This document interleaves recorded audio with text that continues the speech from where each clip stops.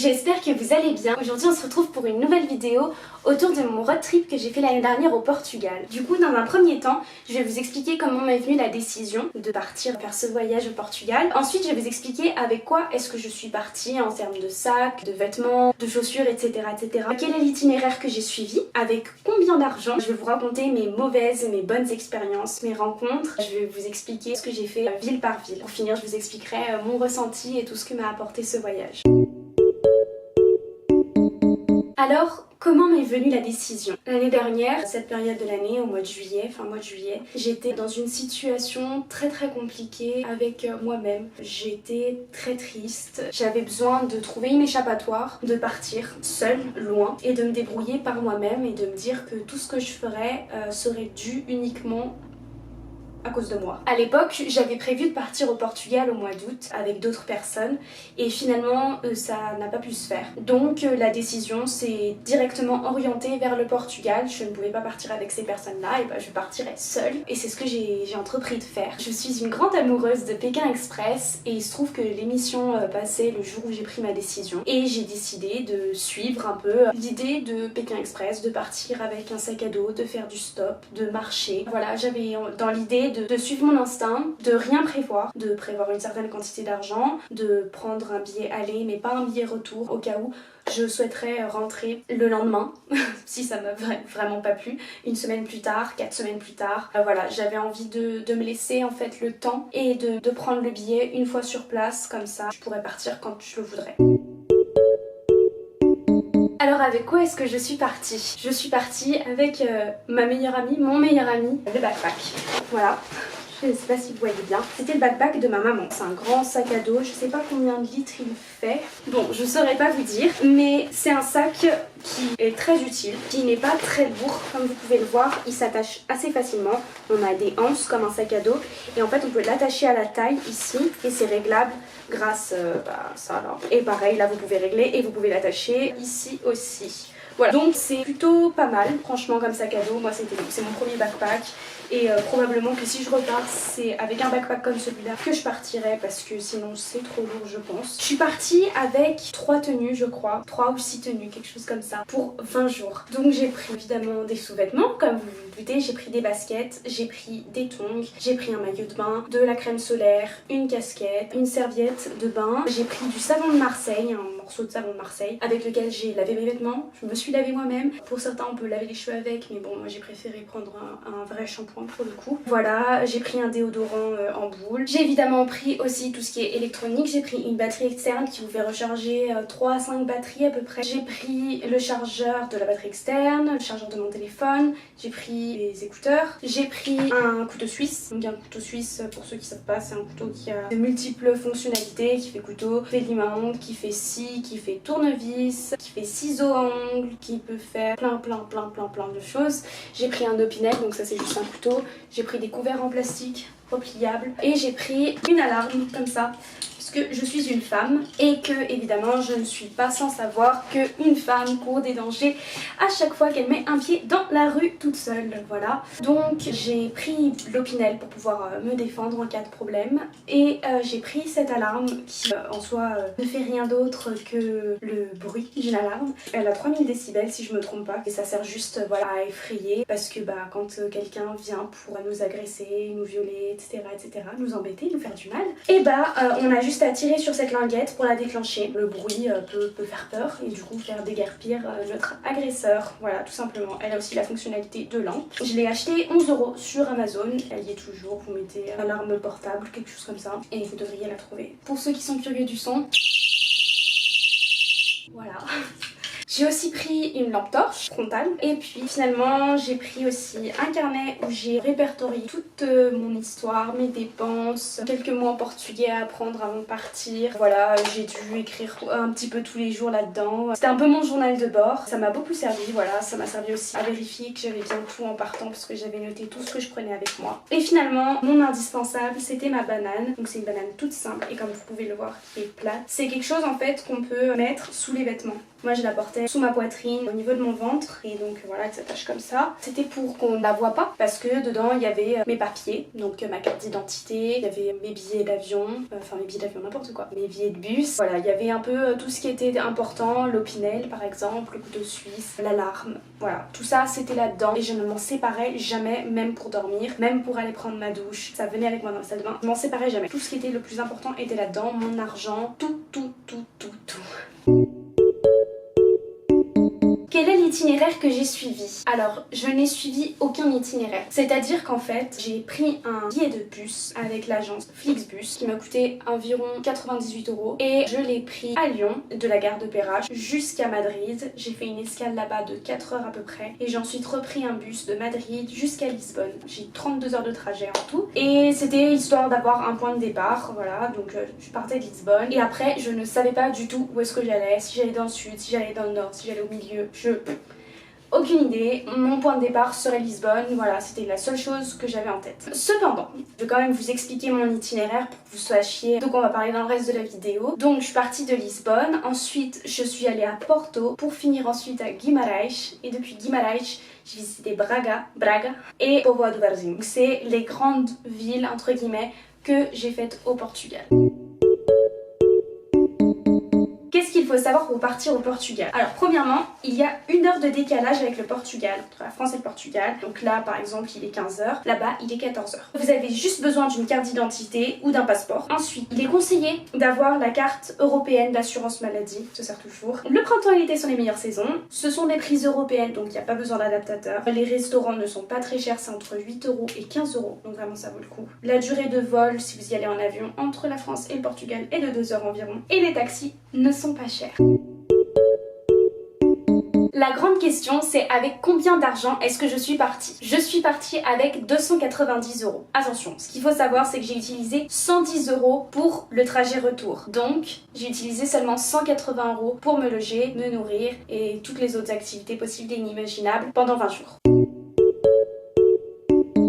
Alors maintenant je vais vous raconter un petit peu mon voyage. Donc pendant mon trajet de Lyon jusqu'à Lisbonne, j'ai rencontré 2 personnes qui ont vraiment été des très belles rencontres. Donc j'ai rencontré Ronaldo qui est un Bolivien avec qui j'ai fait le trajet de Lyon à Madrid. On a beaucoup parlé, c'était très très chouette. Et ensuite j'ai fait la rencontre à Madrid d'une personne incroyable qui s'appelle Angela, qui est espagnole de Valencia je crois, je ne suis pas sûre, et qui allait retrouver son chéri à Lisbonne, Faustino. Et en fait ça a été une de mes plus belles rencontres. C'est une personne avec qui je me suis vraiment très bien entendue. On était assises l'une à côté de l'autre dans le bus, ce qui a fait qu'on a passé une bonne partie du trajet à discuter. Machucalo, machucalo, machucalo.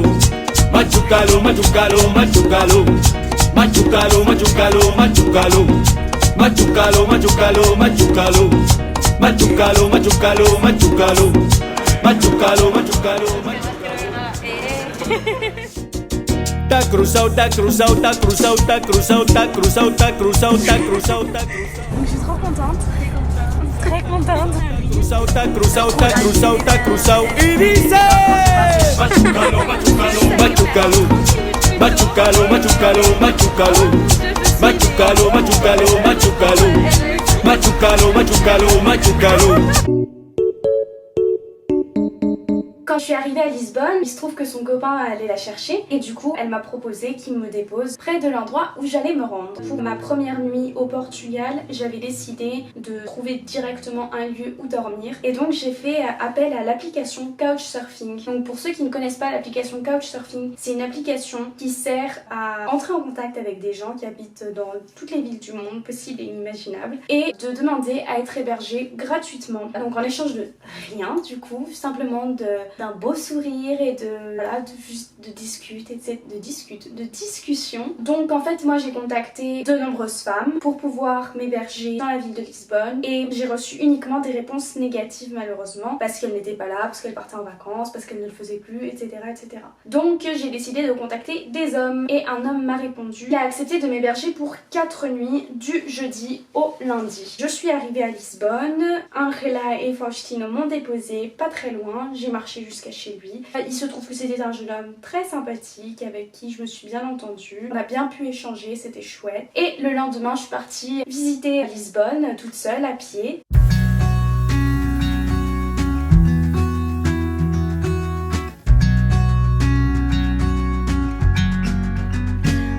sobre ter todas as pessoas do mundo pra ti. É sobre saber que em algum lugar alguém zela por ti. É sobre cantar e poder escutar mais do que a própria voz. É sobre dançar na chuva de vida que cai sobre nós. É saber se sentir infinito no universo tão vasto e bonito. É saber sonhar. Então fazer valer a pena cada verso daquele poema sobre acreditar. J'ai fait du stop pour la première fois, c'était très très chouette. J'ai visité le château national, El Palacio Nacional.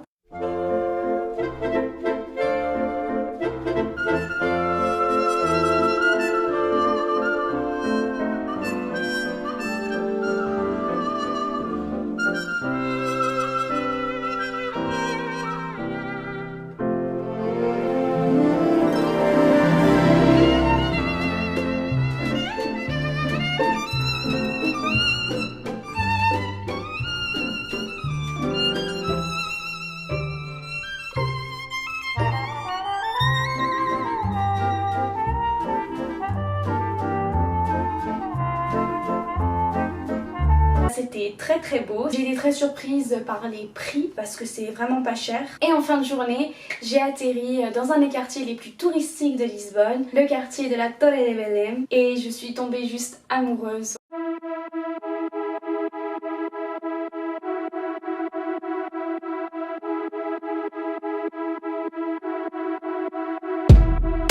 Take it slow, but it's not typical. He already knows that my love is fire. His heart was a stone, but then his hands round. I turned him to gold and it took him higher. Well, I'll be a daydream, I'll wear your favorite things. We could be beautiful, get drunk on the good life. I'll take you to paradise. Voilà, c'est un endroit qui est vraiment beau à voir. C'est un mini fort et c'est très très joli, très touristique. Il y a beaucoup de monde, mais c'est vraiment beau, ça vaut la peine. Il y avait les sortes de mini tramways, les wagons jaunes typiques de Lisbonne qui circulaient, et j'ai pu goûter les fameux pastéis de Belém qui sont apparemment les meilleurs du Portugal. J'étais très contente de cette journée où j'ai pu visiter toute seule la ville de Lisbonne. Lors de la journée du lendemain, mon couchsurfer m'a proposé qu'on aille visiter les alentours de Lisbonne, donc c'est Simbra. On a pris beaucoup de transports pour y aller, j'étais assez surprise. On a pris un train, un bateau, un car, 2 cars, n'importe quoi, pour aller jusque là-bas. En fait, ce que j'avais pas compris, c'est qu'on allait dormir dans un camping et qu'on allait dormir dans la même tente. Mais bon, au début, j'ai pas trop relevé, on va dire. On s'est baigné sur la plage, etc. On a passé une belle après-midi jusqu'à ce que monsieur était parti faire une balade. Moi, je me reposais sur la plage, je bronzais, j'étais sur le ventre, et en fait il est arrivé pendant que je dormais. Il s'est installé sur moi, littéralement, et a défait mon haut de maillot de bain et s'est mis à me masser d'une façon très étrange. Bon, voilà, à me toucher sans mon consentement, tout simplement. Et je ne me suis pas du tout sentie en sécurité, j'ai décidé de m'écouter, j'ai appelé une amie, je lui ai demandé qu'est-ce qu'il fallait que je fasse parce que dans ces moments-là, je perds vite mes moyens. Elle m'a conseillé de prendre mes clics et mes claques et de m'en aller. Donc je suis allée à la rencontre d'un couple portugais qui était sur la plage. Je leur ai dit voilà, je me trouve avec cette personne-là, je ne me sens pas en confiance, je ne me sens pas en sécurité. Est-ce que vous allez quelque part? Est-ce que vous pouvez me déposer quelque part s'il vous plaît? Ils m'ont dit qu'en fait il se trouve qu'ils habitent dans la capitale et qu'ils pouvaient totalement me ramener une demi-heure plus tard. Donc voilà, j'ai récupéré mes affaires et je suis partie. Voilà, c'était ma mauvaise expérience au Portugal et je vous rassure, c'était la seule. Vous vous demandez sans doute ce que j'ai fait une fois arrivée à Lisbonne. Et ben en fait j'ai contacté ma copine Angela que j'avais rencontrée dans le bus de Madrid à Lisbonne, qui m'avait dit que si à un moment quelconque j'avais un souci, elle serait là pour moi. Elle a bien tenu sa parole parce qu'elle m'a tout de suite dit que je pouvais me rendre chez son copain et que les deux m'hébergeraient pour la nuit. Donc le couple de Portugais m'a déposé en bas de chez eux et nous sommes sortis tous les trois dans la capitale de Lisbonne. Nous avons dîné dans un restaurant typique portugais. On a très bien mangé et ensuite on est allé dans le quartier où il y a tous les bars pour les jeunes, Erasmus, etc. etc.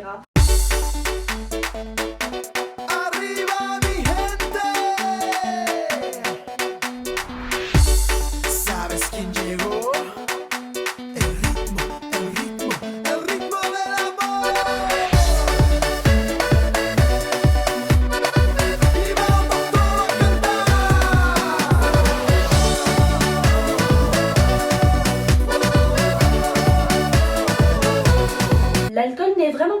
d'ailleurs. J'ai passé une très bonne soirée, ça m'a permis de dormir en sécurité, d'oublier un peu tout ce qui s'était passé l'après-midi même. Et le lendemain, je suis partie pour la gare de Lisbonne et j'ai décidé de prendre un billet pour la première destination qui apparaîtrait sous mes yeux et c'était Porto.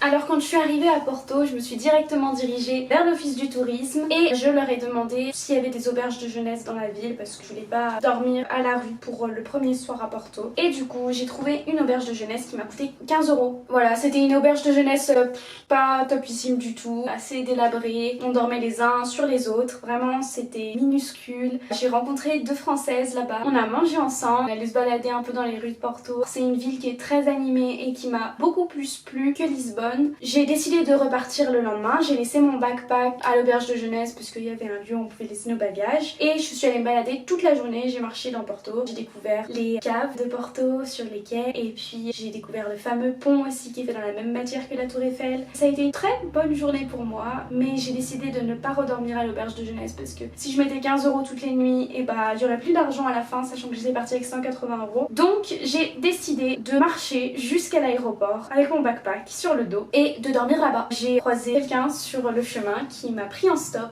Donc il m'a déposé à un rond-point où j'ai rencontré 2 personnes, 2 femmes hollandaises qui faisaient le pèlerinage de Saint-Jacques-de-Compostelle. Et on ne se comprenait pas parce qu'elles parlaient du coup hollandais et moi je parlais français. Donc on a utilisé Google Traduction sur le téléphone. Donc elles s'enregistraient en parlant en hollandais et ça retranscrivait leurs paroles en français et vice versa pour moi. Donc elles m'expliquaient qu'elles ont dormi 2 nuits à l'aéroport, que tout s'était très bien passé et que là elles allaient essayer de rejoindre une auberge pour passer la nuit et puis que si ça n'était pas possible, elles me rejoindraient. J'allais pour partir, leur dire au revoir, etc. Voilà, moi je dois aller dormir. Et en fait, elles m'ont interpellée en me demandant si j'avais de l'argent. Donc moi j'ai été sincère avec elles, je leur ai dit oui j'ai de l'argent, mais je le garde pour mon billet de retour parce que je ne l'avais pas encore payé à l'époque, que je faisais quand même très attention à économiser quoi. Et du coup, elles m'ont tendu un billet de 20 €. Elles m'ont dit voilà, on espère que ça t'aidera, c'est une geste pour toi. Et il faut savoir que 20 € au Portugal, ça aide beaucoup, ça représente en tout cas pour moi 2 journées de repas en fait. Voilà, matin, midi et soir. C'était vraiment chouette. Et j'ai pu aller à l'aéroport et je me suis dit j'ai fait vraiment des belles rencontres, j'ai fait du stop, je me suis arrêtée, j'ai rencontré des nouvelles personnes avec qui on a discuté vraiment pas longtemps mais qui m'ont aidée. Je suis partie encore plus gaiement jusqu'à l'aéroport. Ma meilleure nuit a été à l'aéroport. J'ai dormi sur un banc et j'étais très heureuse dans mon sac de couchage avec mon backpack en guise de coussin et j'ai très bien dormi. Alors le problème c'était la douche, hein, on va pas se mentir. Le lendemain matin je me disais bon, il va falloir que je trouve une solution quand même et j'ai décidé de repartir pour le centre de Porto et là-bas je me suis rendue à la gare des trains et j'ai décidé de prendre un train pour Guimarães. Ça m'a coûté 3 € quand même, hein, donc c'est rien du tout pour à peu près 45 minutes de trajet. Donc je suis partie pour Guimarães qui est une ville dans le nord du Portugal. O problema é que ela é linda. Muito gata, hein? Sim, o problema é que ela é linda. Essa miúda é muito fogo, quando mexe eu fico louco. Ela sabe o que fazer, manda vir só mais um copo que eu já topo, que esta noite tudo pode acontecer. E ela diz que não mente, que está apaixonada. Nem sou de jeito, mas eu sou do jeito dela. Ela diz que é inocente, um cara safada, yeah.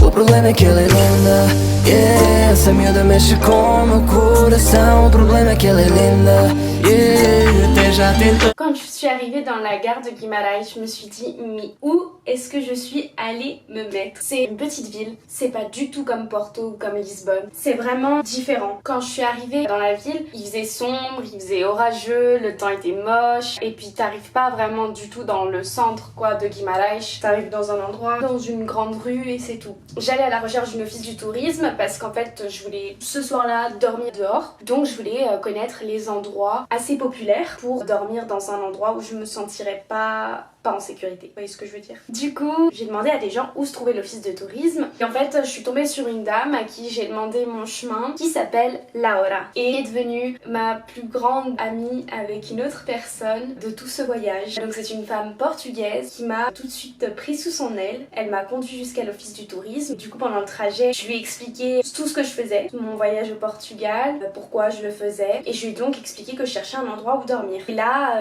elle m'a dit je t'aurais bien hébergé chez moi, etc. Malheureusement, j'habite avec ma mère, l'appartement est trop petit, ça va pas être possible. Je dis, il y a vraiment pas de problème, en tout cas, c'est l'intention qui compte, merci beaucoup. Et à l'office du tourisme, elle m'a dit quand même, ce serait bien que tu dormes à l'auberge de jeunesse et tout, ne serait-ce que pour une nuit, après on avisera, etc. Du coup, j'ai réservé dans une auberge de jeunesse qui s'appelle My Hostel et qui donc se trouve à Guimarães. Et en fait, pendant que je discutais avec la dame de l'office du tourisme, Laura était au téléphone avec quelqu'un et quand je suis sortie de l'office du tourisme, elle m'a dit, écoute, je vais retrouver ma copine Carla et on aimerait bien t'inviter au restaurant. Du coup moi je suis restée un peu interdite, assez surprise et évidemment j'ai accepté de dîner avec ces deux charmantes dames. Je suis rentrée à l'auberge de jeunesse qui était tellement différente de celle de Porto. Elle paraissait neuve, elle était grande, spacieuse, il y avait un salon avec une cuisine ouverte, une grande terrasse, les chambres, il y avait des chambres pour les couples, il y avait des chambres pour être tout seul, il y avait des chambres dortoirs, des chambres mixtes, pas mixtes, vraiment super bien, les salles de bain nickel, incroyable, enfin vraiment c'était pas du tout les conditions insalubres dans lesquelles j'avais été dans l'auberge de Porto. J'ai pu prendre ma douche, ranger mes affaires, me poser et attendre Laura et Carla qui sont venus me chercher pour aller manger au restaurant. Du coup, j'ai rencontré Carla, sa copine portugaise, qui du coup est devenue la deuxième personne qui a vraiment compté pour moi durant ce voyage. Kuliki takati, kuliki takata, kuliki takati, kuliki takati, takatiki takatiki takatiki taka, takatiki takatiki takatiki taka, kuliki taka, kuliki taka, kuliki taka, kuliki taka, takatiki takatiki takatiki taka, takatiki takatiki takatiki taka. Para. Tá cruzado, tá cruzado, tá cruzado, tá cruzado, tá cruzado, tá cruzado. Elles m'ont toutes les deux mise dans le bain, elles me parlaient portugais et j'essayais de répondre en portugais et quand je savais pas, je trouvais pas mes mots, je parlais en anglais et puis elles me traduisaient les mots. À partir de ce jour-là, j'ai parlé uniquement portugais. Donc c'était vraiment un très bon entraînement pour apprendre la langue. Ça a été je pense un coup de foudre amical, instantané ce soir-là pour nous trois. On a passé vraiment un très bon moment. J'ai goûté le fameux plat traditionnel, le bacalhau, la morue. C'était très bon, j'ai passé une très belle soirée. À partir de ce soir-là, on ne s'est plus lâché, c'est-à-dire qu'on s'est un peu retrouvés tous les jours. Le lendemain, j'ai un peu visité Guimarães toute seule et puis on s'est retrouvés un peu tous les soirs. C'était un peu notre rituel. Voilà, j'ai assisté à un dîner auquel j'ai été conviée chez Carla. J'ai rencontré des jeunes femmes de 20 ans à peu près, portugaises, avec leur maman. Voilà, c'était un dîner super convivial qui m'a permis vraiment de pratiquer, de partager mon expérience avec d'autres personnes, de me rendre compte en fait que ce voyage il m'a vraiment permis de faire des rencontres et que c'était une bonne chose en fait et que j'ai pris une bonne décision et que de suivre mon instinct, d'être partie dans cette direction, d'être allée dans le nord et pas dans le sud, plein de choses comme ça. Voilà, je me suis dit j'ai pris des bonnes décisions et c'est uniquement dû à moi parce que je suis toute seule dans ce que j'entreprends. Et j'en étais très fière. Elles m'ont fait visiter Braga, une ville un peu plus au nord. J'ai vraiment passé de très bons moments avec ces personnes et j'en retiens que du positif. Au total, ce sont 32 heures de route aller et 28 heures de route retour. Ce sont 177 km parcourus à pied. Ce sont 17 rencontres, toutes les plus importantes les unes que les autres. Ce sont 50 centimes dans le porte-monnaie qui me sont restés à la fin. C'est du stop, c'est de l'instinct, de l'expérience. Ce sont des beaux souvenirs. Une expérience inoubliable et quelque chose que je conseille à tout le monde. La question aujourd'hui c'est est-ce que je le referais? Est-ce que je repartirais seule? Oui, 1000 fois oui. Seule, à deux peut-être, maintenant que je suis avec quelqu'un. En tout cas, c'est une expérience que je veux revivre. C'est un voyage que je veux refaire ailleurs en Europe, en Italie, en Espagne, en Angleterre et partout dans dans le monde. Aller à la rencontre des gens, apprendre des nouvelles langues et ne pas savoir ce qu'on va faire dans 5 minutes, dans 1 heure ou le lendemain, et bah c'est super important. Ça nous permet de nous rendre compte de l'importance du moment présent. Voilà, écoutez, c'est la fin de cette vidéo. Je vous remercie d'être resté jusque là. J'espère que ça vous donnera envie de partir au Portugal. N'hésitez pas, si vous avez des questions, à les écrire en commentaire. J'espère que ça vous a plu et puis on se retrouve très vite dans une nouvelle vidéo.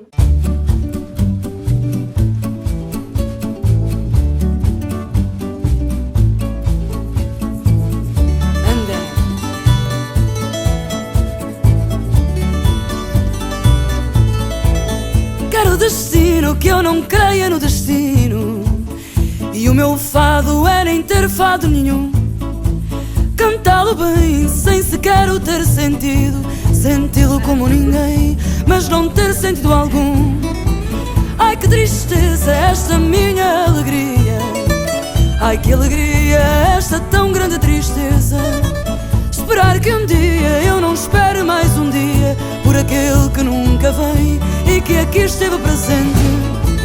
Ai que saudade que eu tenho de ter saudade. Saudades de ter alguém que aqui está e não existe. Sentir-me triste só por me sentir tão bem. Alegre sentir-me bem só por eu andar tão triste.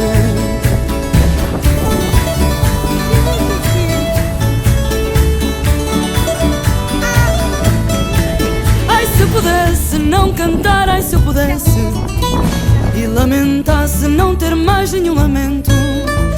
Talvez ouvisse no silêncio que fizesse uma voz que fosse minha, cantar alguém cá dentro. Ai que desgraça esta sorte que me assiste. Ai mas que sorte eu viver tão desgraçada.